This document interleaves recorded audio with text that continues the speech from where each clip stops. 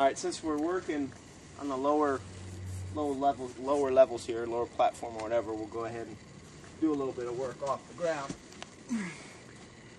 From a ground position, first off, you're going to find that this is, I think this is where really the, you know, and I'm clear for video purposes and all that good stuff. I think this is where the abdominal carry or Mexican carry or whatever you want to call it helps you out quite a bit versus, you know, the standard carry on your side here. This isn't that big of a detriment, but I have to be able to move my body a little bit.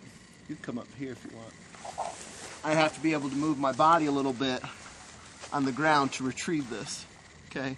Because if I get thrown down and I'm pinned on this side, okay, that's a problem. This is where I need to know a little bit of groundwork so I can sweep him, whatever, in order to retrieve my gun. But here in the front, this doesn't present much of a problem unless the person's mounted on me. And we've covered mount escapes and that in other videos as well. You know, and there's other techniques to do it. And of course, just even, you know, a little bump, you don't need much to get the gun out. But I think this is where the appendix carry or abdominal carry, whatever you want to call it, really comes into play. Is it's just so much easier if I'm here, the guy's taking me down, whatever, maybe he's coming in with a knife, whatever, I can block, I can work, I can start to sweep, and I can get the gun a lot easier than getting my, and of course if you have any type of training in ground fighting and that, or, you know, jiu-jitsu or grappler or shoot fighter or whatever, you know, I start getting my arm in this position, it'd be really easy to, and most people, most grapplers would see this as an attack for either, you know, a setup for a Kimura, shoulder lock, or even a Americana, or, you know, well, reverse Americana, you know, various things like that. Also, he could just pin my arm down here, okay? He could pin it on the ground, which, you know, it's a lot easier if he pins it here. I can still move my body in various directions to still retrieve the gun. Whereas if it's pinned down here, you know, and, you know, then you have the possible resulting problems of the gun getting drugged through the mud or through whatever else, you know, that sort of thing. And of course, if this is pavement, you know, the gun is kind of pinned there, and then I have to do more work. You know, of course, if somebody's on us, we want to go 90% of the time. It's going to be easier to go hands-on first. You know, if we focus simply on drawing our weapon first, oftentimes we'll get beat down or get the weapon taken from us. And we've done that before and stuff at the gyms. Anywho, so here from a ground position, first and foremost, you know, I want to go to my default guard type position, okay? Because if he closes on me or whatever, I need to be able to throw kicks, I need to be able to move, to stand up, you know, different things like that, okay? So I need to retain my mobility when I'm on the ground. I need to be able to move my body on the ground. The other thing is this gives me a bit of a barrier to keep him away, or even to set him up for a sweep, or different things like that as well too. So the first position we're going to shoot from on the ground is just from here, and what I want you to do is just start with your legs completely on the ground.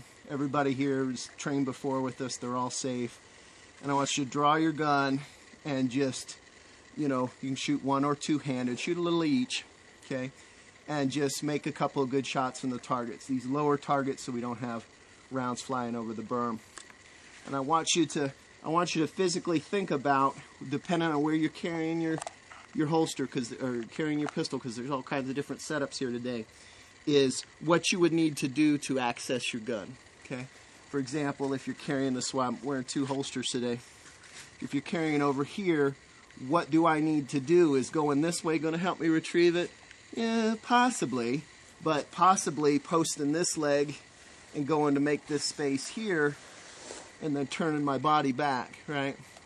Okay, let's try to avoid for now any shooting with the legs up. Let's just start off with just right here.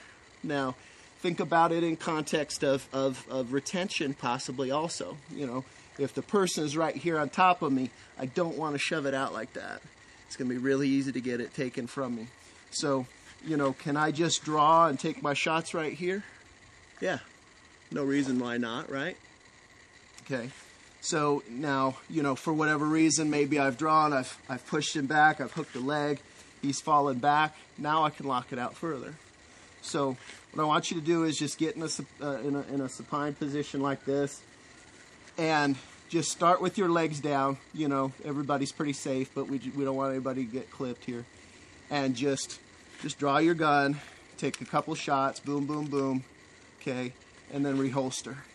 When you're comfortable with that a little bit, I want you to start with your legs up, okay? Not necessarily up in like a standard guard or an open guard type position, but just up, okay? Make a good, nice V, guys. Let's make sure nobody gets hurt here today. The backhoe isn't working, so, you know, would have to bury it by hand, and that's kind of a pain in the neck. So, same thing, draw it up, and now when you're shooting with your V like this, I want you to extend the gun out, okay? And take you a couple shots from there, all right? What we're going to get to is what I want you to do is just start with the gun locked out a little bit further. We're going to take a couple shots, transition, take a couple shots, and just, you know, it's an unnatural feeling to shoot a gun this close to your body, you know, especially to your nether regions down here, right? So we're going to get to the point where we're just kind of moving back and forth a little bit. Shoot from my basic, you know, it's hard for me to escape or really move if I'm just turtled up here flat on my back, lying like a turtle, right? So anytime I'm on the ground, if I stay on my side, I can move easier, I can make my kicks, okay? And so for now, just get in the position, draw your gun, and take a couple shots from here, okay? If you're wearing two different style holsters like I am here today, use both of them. You know, you might not have the appendix carry, you might just be carrying it on your side out working around your homestead or something. Any questions? No. All right, let's do it. Go ahead, stop.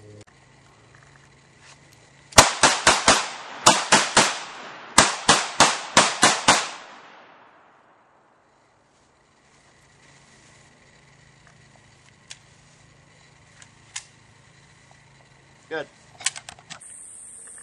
And here we have the new PBS-14 third generation Pinnacle autogated unit. These units are brand new with a 5-year warranty. It is the new single battery type operation, the Pinnacle autogated operation. They're available for $29.95 from jrhenterprises.com. Again, $29.95 from jrhenterprises.com. Come complete with a 5-year warranty. Again, third generation PBS-14, brand new autogated Pinnacle technology, $29.95 from jrhenterprises.com.